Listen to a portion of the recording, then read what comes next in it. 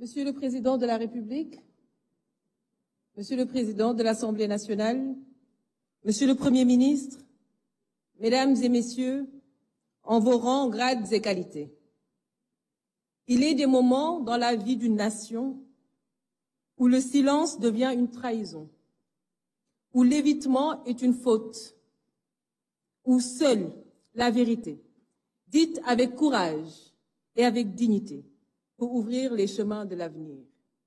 Et ce moment d'aujourd'hui en est un. Si nous sommes réunis ici, ce n'est ni pour meubler l'agenda républicain, ni pour prêter à une mise en scène institutionnelle. Nous sommes venus répondre par conviction et nous sommes venus répondre par devoir. Parce que l'écoute, la concertation et le respect de la vérité sont au cœur de notre ADN politique. Mais aussi parce que nous devons collectivement respecter l'intelligence des Sénégalais qui n'en peuvent plus des combines politiques, des promesses sans lendemain et des stratégies de diversion. Nous espérons vivement que l'esprit de ce dialogue ne sera pas dévoyé. Monsieur le Président de la République, les Sénégalais, dans leur diversité, se sont mis ensemble pour vous élire avec un score sans ambiguïté. La plus belle manière d'honorer ce choix est de rassembler et de réconcilier le peuple autour de l'essentiel. C'est pourquoi nous attendons de ce dialogue un engagement sincère des autorités à tous les niveaux. Il est temps de changer de ton et d'abandonner les discours agressifs. La parole publique doit retrouver sa dignité. Le débat politique doit être assaini, purgé des injures et des insanités qui n'y ont pas leur place. Chaque parti doit assumer la responsabilité de maîtriser ses militants.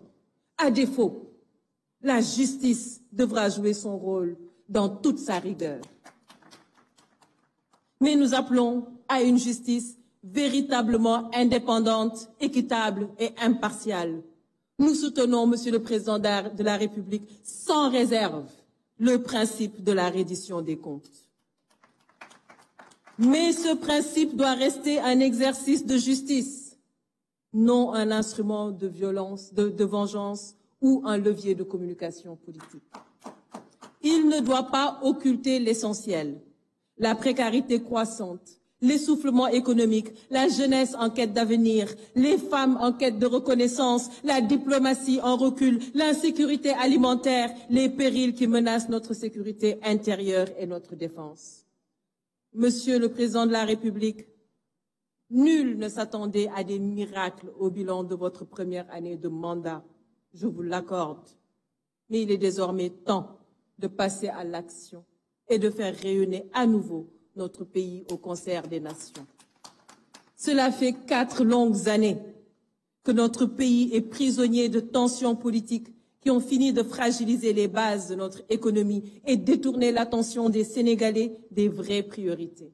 Il faut refermer cette parenthèse douloureuse et lancer des réformes structurelles dans les secteurs vitaux, éducation, santé, équité sociale, agriculture, élevage et j'en passe, industrie. Je vous propose d'organiser des états généraux pour la relance économique afin de réinventer notre modèle. Je saisis cette tribune pour porter un plaidoyer fort en faveur du secteur privé, formel comme informel. Il est temps de le replacer au cœur des priorités économiques. C'est votre meilleur allié, Monsieur le Président.